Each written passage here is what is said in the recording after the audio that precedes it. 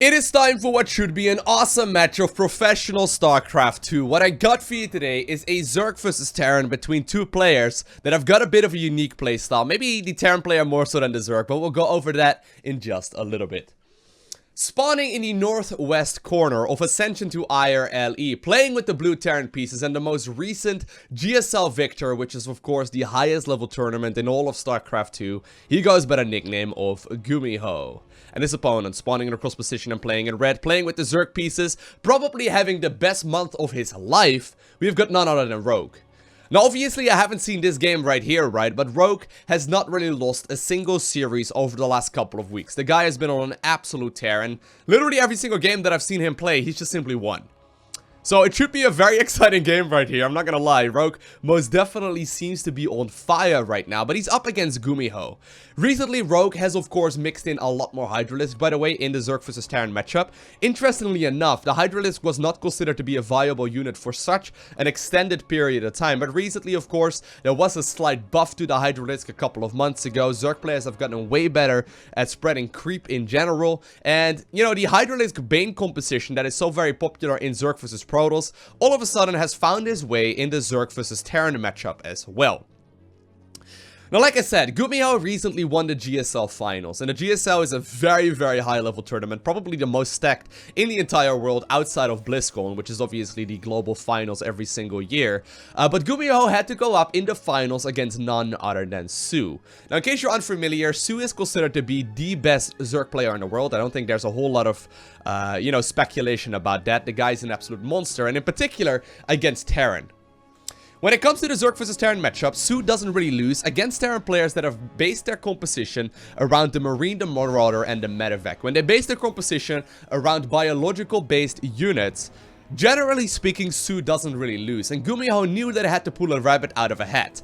Now, for the longest time, Terran Mech was considered to be this really slow composition that wasn't really very viable, because most of the time, whenever Terran players would play Mech, they would just simply sit back until they're maxed out, and, you know, as soon as Zerg realized that that was happening, they would just simply, take the entire map and, expand everywhere and just simply overpower the Terran army once it did start moving out. However, Gumiho recently figured out a way to make Mech a lot more maneuverable, I suppose, and a lot more viable when it comes to the early and mid game as well. Not only does he play a lot of Cyclones, and actually hold that thought, ooh, nice catch right there though for a second, and actually there's still, ooh, this is a bit of a risky position right there for Gumiho. Gumiho's gonna try and get in there, but with some great, ooh, man.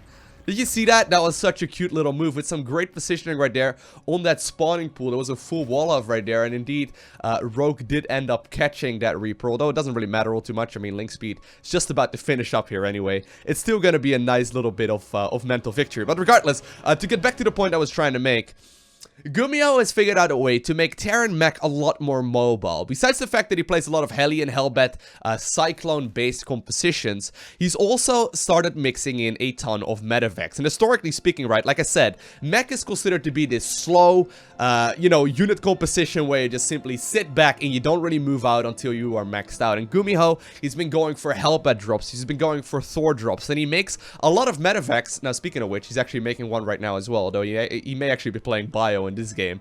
But, he's been mixing in a lot more Medevacs to try and throw around Thors and whatnot and chase down the Zerg army to make sure that if they overextend, they're gonna lose every single last of their units, in particular when it comes to, for example, Swarm Hosts, who are obviously very, very good against siege tanks as well. Now, of course, we'll have to keep in mind right here that it may even be a biological-based army right now from Gumiho. He's perfectly capable of playing that as well, but for now, he's gonna move across the map with his first set of Hellions, and he's going to poke around and quickly find out that indeed there is going to be a third hatchery already taken by the Zerg player.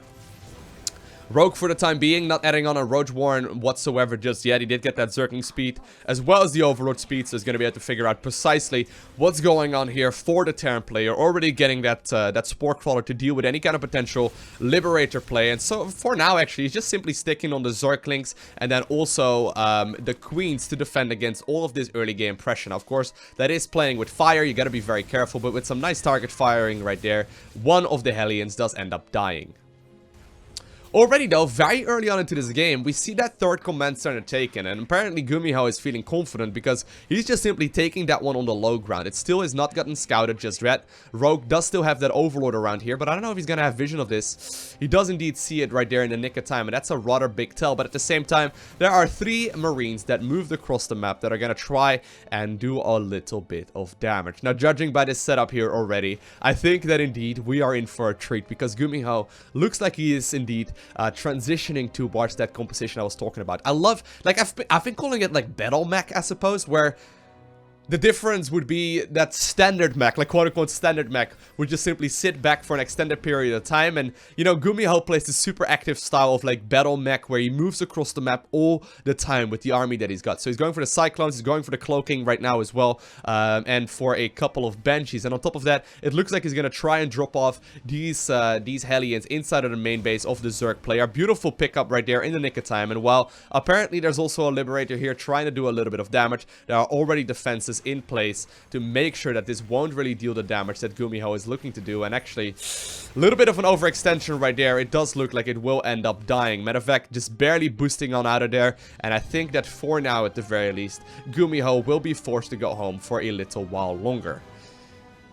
I say that, but the Cyclones, of course, are out, and Cyclones are still capable of dealing an awful lot of damage. And this is what I mean, right? We gotta be very careful, though. Can't lose that medevac. Can't lose that medevac.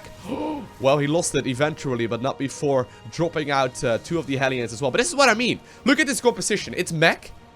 It is Terran Mech, but it is something that is a lot more, you know, a lot more aggressive than what we have statistically seen so very long, or historically seen rather, for so very long from Terran players. And once again, Gumiho is just simply going to keep on moving with the Cyclones, Hellions, the couple of Marines that he made, and of course, a lot of the Banshees here as well, who do have the Cloaking Field. And what this does, right, it forces Zerg to not be making nearly as many drones as Zerg normally does. Whenever there's like a classic case of Terran versus Mech, or Zerg versus Mech rather, Zerg would just simply build up to like 80, 85 workers right from the get-go, and they would just simply try and win the game right there. Now, there's maybe a slight overextension though from Gumiho.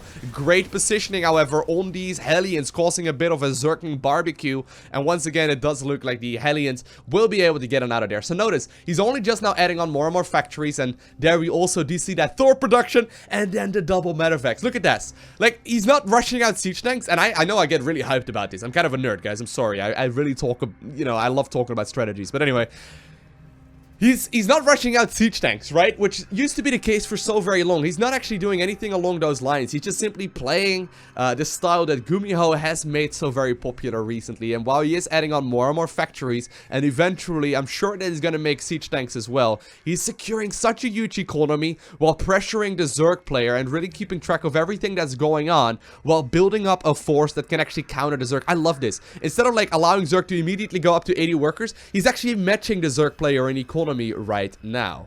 Alrighty, enough fanboying over this style for you know, for now. At the very least, you know, here's the Thor drop that I was talking about. I love this.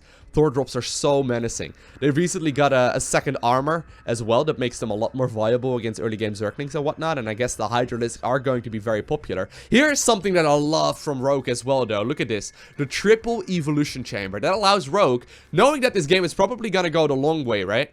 This allows Rogue rather, to just simply make any unit that he pleases. He's gonna be able to upgrade all of them. And so far, indeed, it does look like he's focusing on the Banelings, and he's got that Hydralisk Den done as well. So he's gonna be capable of not only trying to snipe down the medevacs, he's also gonna be capable of counter-attacking here with Zerglings and Hydralisks, because of course, all of these units are very, very mobile. So far, though, nice little bit of pressure, but the first set of siege tanks are out, and I think that Gumiho, with that planetary fortress finishing up here, is going to be able to hold on just fine. Love this play as well though. 8 Swarm Hosts coming out right now, and you know, a small amount of Swarm Hosts is extremely potent against this kind of composition, and so far actually, gotta be careful, can't lose that medevac.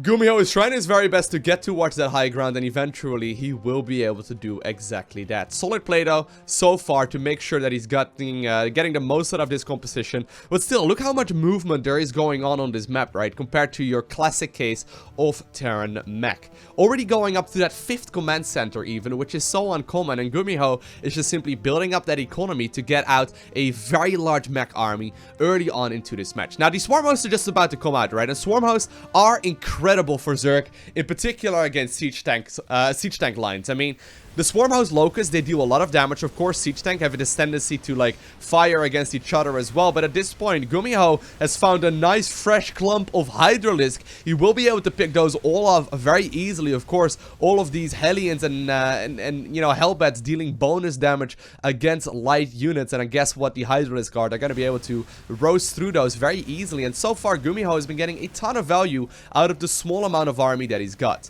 At the same time, though, there are indeed a whole lot of Locusts here on the other side of the map. They're going to be able to deal quite a bit of damage. Hellions currently looking, though, to see where those swarm hosts, or these Locusts rather, came from, and they're going to be able to pick up a lot of kills here. So normally, right, Terran Mech, it's very much so limited by the amount of gas that Terran can make. So usually the Hellions are quite disposable, and that's the exact way that Gumiho is using it, right? He knows he's gonna get excess minerals anyway, so he may as well try and get aggressive, clean up the creep, make sure that Zerg is contained, make sure that these Hydras cannot pop in and out of combat all the time. And I'm not gonna lie, I am really impressed with the way he's approaching it. But Zerg did manage to max out. 2-2 is coming in right now for Rogue as well. He's got a very powerful economy here, 87 workers, a little more than you ideally want, but that means that he's gonna be able to bank up a nice little bit of, you know, extra resources once this army inevitably dies. It's a very, like, you know, it's a very much so, how would we call this? Like a glass cannon kind of composition,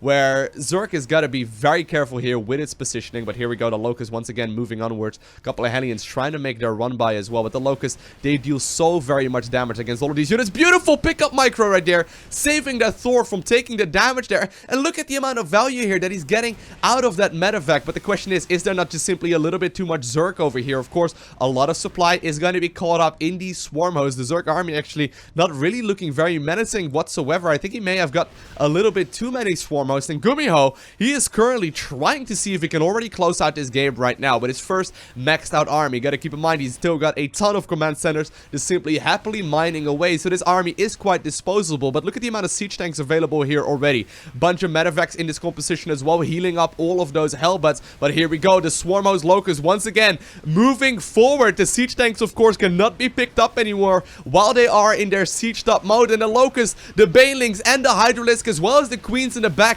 are dealing a significant amount of damage. It looks like it may not be quite enough to push back this Terran army here for the time being, and reinforcements are indeed trying to make their way across, but I think he dealt with the majority of that force reasonably easily. But look at the amount of value, though, that these medevacs are providing, right? For the longest time, medevacs were just simply so uncommon in this matchup.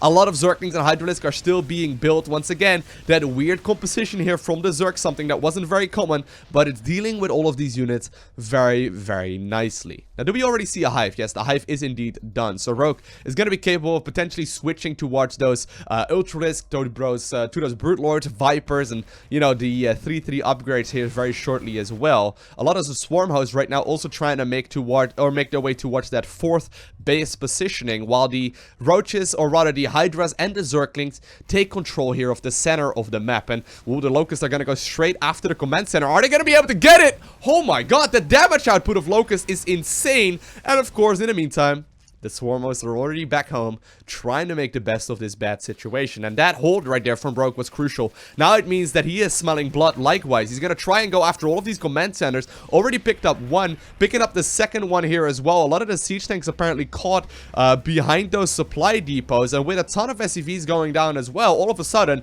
this game is looking brilliant here for Rogue. Making a very clutch defense there, but going straight into the counterattack. Very decisive, you know, decision making right there by the Zerg player. Not really like risking it, but instead just, you know, making the move and deciding to go for the moves right from the get-go. Now he's got to be very careful. This composition here, so many siege tanks, of course, they are very powerful. On top of that, there are a lot of Hellbats dropped on top of all of the Hydralisk with those medevacs. They're going to be able to deal so much damage with their Blue Flame upgrade. But here we go. The first set of Vipers is now in production, and that means that Blinding Cloud as well as Parasitic Bomb will very quickly come into play. I'm assuming that those are the two spells that he will be focusing on the most to nullify the range on all of these siege tanks, and of course the planetary fortresses as well.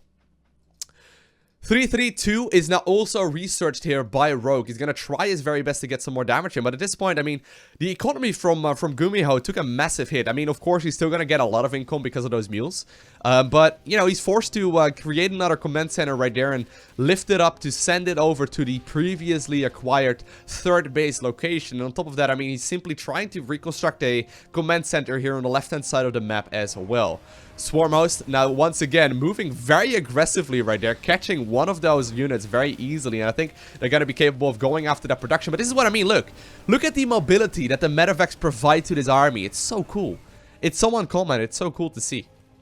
Anyway, there's still a little bit of harassment here as well by Liberators. Gumiho just simply trying to make sure that he does contain the Zerg player for a little while longer. A couple of Vikings, though, also trying to figure out roughly what's going on, picking up as many of these Overlord kills as they can. Supply blocking the Zerg player, but also obviously denying more and more of that vision. But I do think that these Vikings are crucial, and if they get caught out on the map and, you know, picked up for free, it is most definitely going to be something that we have to keep an eye out on. At the same time, though, the Swarm hosts are once again moving onwards. Beautiful scan there. Indeed, you know, making sure that he knows perfectly well where all of those Hydralisks are going to be located. Full energy Vipers now also available, so they're going to be able to do quite a bit of damage. And the Zerglings just scouted out exactly what's going on as well. But here we go, one massive engagement with some huge blinding clouds going down, absolutely nullifying the majority of that Terran army for an extended period of time. But still, there is a lot of Terran remaining, and I think the Rogue may have just overextended a little bit. Immediately, we see that pickup right there on those Thors. He's once again going to try and drop the Thors on top of the Zerg's army, right? Seeing where the Locusts are locating and just simply dropping the Thors straight on top of all of those Swarmos. And at this point, I mean, Gumiho is once again very close to maxing out, trying to get rid of as much of this Zerg creep as he can as well, waiting with the siege top. And I actually really like this, not sieging up right away as soon as he enters creep, but he is very far on it though. There we go. He's gonna be able to siege up right here, but he's gonna have to get rid of some of this creep because the Zerg army can so very easily connect to all of these units. Once again though, we do see that unsiege right there with some of the siege tanks at the very least keeping track of exactly what's going on, trying to close in on this, I guess it was the fourth base location of the Zerg player. But look at the amount of siege tanks here. They are in a very menacing position. Of course, when it comes to the upgrades right now as well, Terran is going to be at +3, which is very terrifying. These siege tanks will deal a ton of damage to this very flimsy Zerg composition. And I'm starting to wonder here, should Rogue not transition towards, for example, Brute Lords? Should he not try and get units out that can easily deal with this? But so far, he's just simply sticking on this Swarm host, Hydralisk, Zergling, Baneling kind of composition. And while it's dealing a lot of damage and he's getting a ton of value out of it, I think that the longer this goes on, now in particular that Gumiho has figured out a way to finish up all of the upgrades, it is going to be a very, very tough, you know, shell to crack. The Terran mechanical army, of course, very difficult to kill when it comes to being maxed out. And at this point, the economy of Gumiho is once again looking solid. I mean, he's only got 56 workers, but that is what he's looking for at this point in the game. He's still got mules to add on more and more income, and look at the amount of bank that both of these players have already got. Rogue, you know, nearly stacking up 9,000 resources there, whereas we only see 3,000 for the Terran player. Usually it is the Terran mech composition that is extremely cost efficient. Locust once again flying through the sky, trying to keep track of exactly where this Terran army is located. Beautiful control there on these Thors. Once again, picking them up in the nick of time, making sure that he does not lose any of his important tech structures. The, you know, the Hellions and the Hellbats are most definitely disposable. But look at this. Once again, picking up the units, making sure that he's got the boost available. He knows that his hatchery will die anyway, so there's very little reason to keep all of your units in one big clump. And it looks like he may even be trying to see if he can pick up this Zergling kill here, or at the very least go for some counter-attack aggression, so he can soon land this next command center here in the bottom left-hand side of the map as well. And Zerg, I mean, he's running around, right? He's training efficiently with his army, but the question is it going to be enough? Rogue, of course, shut down that previous engagement very, very nicely, but once again, we know what happens once Terran does indeed finish up all of their upgrades, and they're gonna have a bank and just simply so much production to keep on reinforcing this army. At the same time, though, Rogue, of course, also finishing up his 3-3. Beautiful yanks there, actually, making sure that he gets one of those Thors out of there, and while the Vikings are hunting for this Viper right now, I think they're gonna be forced to back up here in just a little bit. A couple of Locusts once again harassing the Terran army here in the center of the map. I would actually really like to see Rogue, like, switch out maybe some of these Swarmos here shortly. But here we go. Massive engagement once again. Banelings trying to connect with the Zerg army, or with the Terran army rather, actually dealing so much damage. Usually Banelings are so uncommon at this point in the game, but the Banelings dealt so much splash damage there to that sieged up position because the siege tanks were not quite ready to shoot just yet, and they managed to close the distance. Such a weird style from Rogue, but he's managed to, at the very least, prevent his army from really dealing the damage that it was designed to do. Zerglings now once again trying to make their way towards the bottom left-hand side of the map. Zerg was also trying to expand here in the top right-hand corner of the map at the exact same time, and while Thors are once again harassing here on the other side of the map, he's just simply getting so much value out of these medevacs, right? They're just simply keeping this Terran army so very well contained, but both of these players are playing their absolute hearts out right now. 3-3 about to finish up for Rogue. He's gonna have some very powerful air units once he eventually starts making them, and I wonder what his plan is. I mean, he's almost got 3-3, right? But he's not going for any kind of Brute Lords. Maybe he's looking to like switch towards Corruptor players shortly and make the Brute Lords. He could even be going for like a Mutalisk switch if he really wants it to. I mean, if he manages to clean up these Thors, the Muta switch would actually be a great option. I mean, look at the bank. There's 3,500 resources available right now. He's going to be able to make like 35 Mutas right from the get-go, but that's a huge risk. That is a huge risk. A lot of Zerglings are still in production, but I mean, Zerg as you know, he's got a powerful force, but he also doesn't really have an army here that can clean this up. I mean, he needs to, like, fight this Terran mech-based composition and then counterattack. I don't think he can fight right on top of a planetary fortress. Now, there is going to be a base here in the bottom-hand side of the map, but I don't think that this hatchery will live for very much longer. Rogue does not get the cancel on that, and indeed, it will end up dying. Once again, though, we see a lot of Zerg movement. I mean, Rogue is trying to keep an eye out on whether or not there's another base taken here by the Terran player, knowing fully well how much economy the Terran player is going to be on. But look at the amount of Thors here. Look at this siege tank composition. Look at the, you know, amount of splash damage that this composition can indeed do versus both ground and air. This is going to be a very, very tough nut to crack right now. Look at this amount of damage that it does. And while his base wasn't really mining anymore, he's slowly advancing onwards on this terrain. Now, a couple of Hydralisks that were previously checking out this base are going to be able to try and make their way towards the third base position of Gumiho. But here we go. Blinding Clouds are once again being used, nullifying the tank damage here very significantly so. But of course, the Blinding Cloud does not last forever, and the majority of the Terran army does still live. At the same time, Hellions going for an aggressive move here on the other side of the map, picking up a ton of drone kills and as well as a lot of Zergling kills right there. I mean, look at that amount of damage that does get dealt, and in total, actually, these players have been trading blows for an extended period of time. Now, the question is, what exactly is going to be the follow-up here for Gumiho? Is he going to switch towards battle cruisers at all? I mean, that is something that I've seen some of the latest game, you know, Terran players do. But here we go, actually. There's the Mutalisk switch that I was, you know, hypothesizing about just a second ago. Rogue switching out all of the units that he's got into a massive flock of Mutalisk. They are going to be fully upgraded at 3-3 upgrades, which is very uncommon to see. I'm just a little bit worried.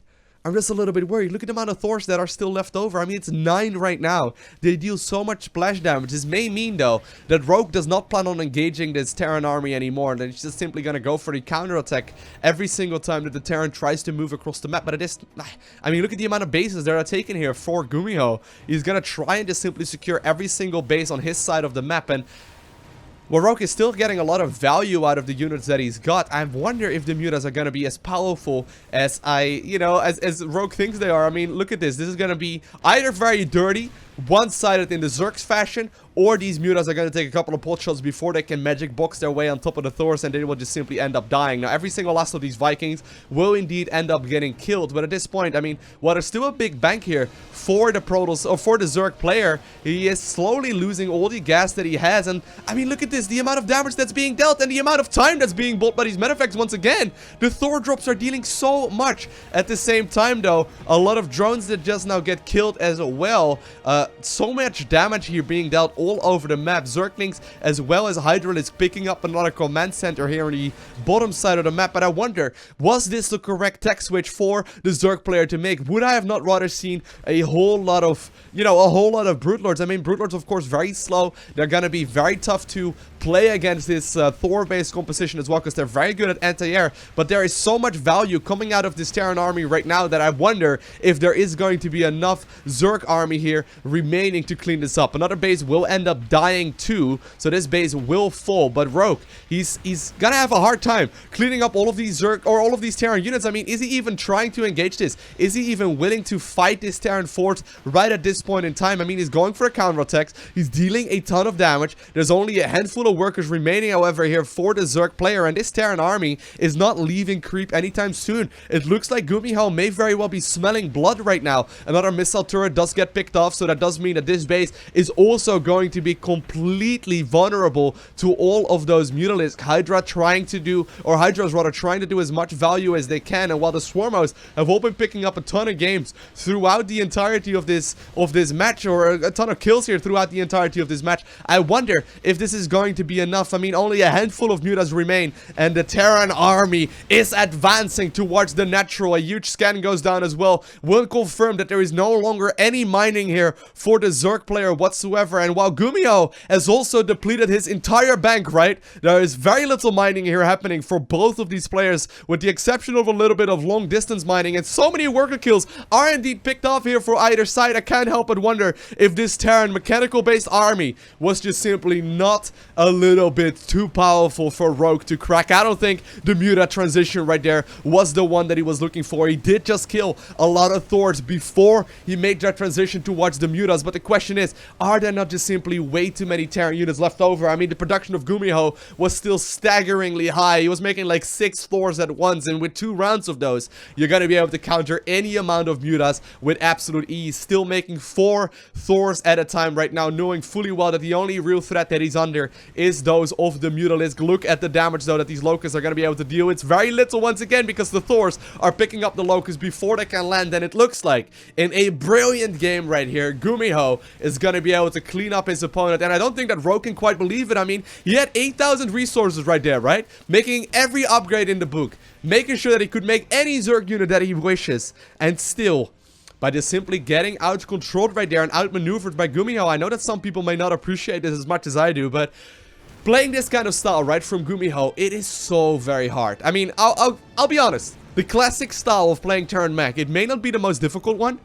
I mean, you sit back for a long time and you max out and then you push across the map. That kind of composition may not be the most difficult one, but the way that Gumiho is playing this is extremely difficult. He's moving so deep on creep every time, right? He's trying to clean it all up, but it's always being remade. It's such a difficult thing to try and get your hands on. Now, Rogue still does have all of these swarm hosts. He still does have a bunch of Zerglings and then, you know, of course, Mutalisk as well, but the value that this, you know, Terran army is getting out of the Metavex is insane, and Rogue is gonna be forced to GG out of the game, and Gumiho picks up the victory in an awesome match of Zerg versus Terran. I hope you enjoyed watching this. Of course, there's so many viable options nowadays for the Zerg versus Terran matchup. This has become such an insane matchup over the last couple of months. There are so many viable options for both of the players, so many compositions that are indeed, you know, possibilities. I wonder what this matchup is going to look like 2 years from now. It's going to be sick.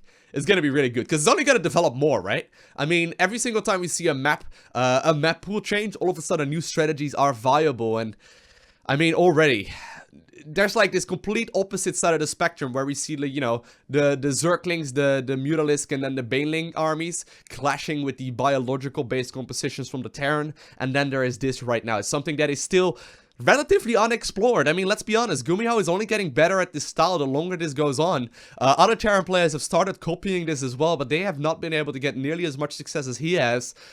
There's still so much strategy to be found in StarCraft 2, and I hope I'm doing at least a decent job at explaining it. I hope you enjoyed watching this game, though. If you did, make sure you hit that like button down below. I try and upload pretty much every single day, so if you want to see more content, make sure you hit that subscribe button so you get a notification as soon as I upload more. And other than that, I want to thank you for watching. Have an amazing day. Do not forget to smile, alright, and I will see you in the next one.